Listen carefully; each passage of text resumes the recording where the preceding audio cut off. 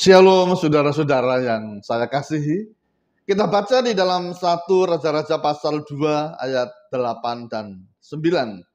Juga masih ada padamu Simei bin Gera orang Benyamin dari Bahurim. Dialah yang mengutuki aku dengan kutuk yang kejam pada waktu aku pergi ke Mahanaim.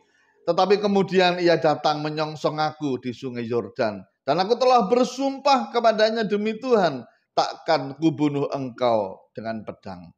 Sekarang janganlah bebaskan dia dari hukuman, sebab engkau seorang yang bijaksana dan tahu apa yang harus kau lakukan kepadanya untuk membuat yang ubanan itu turun dengan berdarah ke dalam dunia orang mati.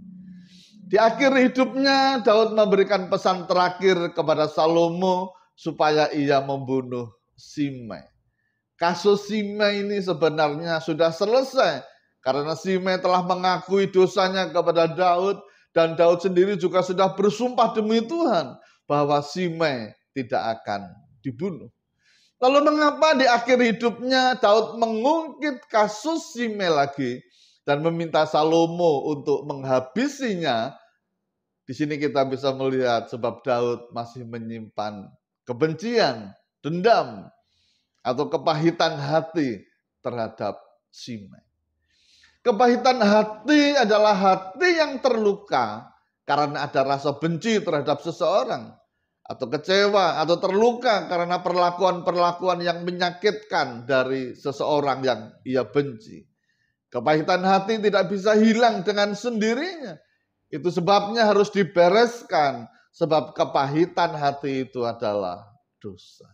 Orang yang menyimpan kebencian itu menurut firman Tuhan dalam 1 Yohanes 3 ayat 15 sama seperti seorang pembunuh.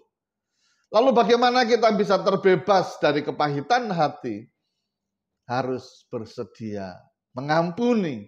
Kalau kita tidak mengampuni, itu akan menghambat pertumbuhan rohani kita, akan menghambat berkat kita, akan membuat kita tidak bisa maksimal di dalam melayani Tuhan. Dan yang paling mengerikan kalau orang tidak bisa mengampuni, Tuhan Yesus mengatakan, Bapa di surga juga tidak akan mengampuni kesalahan kita.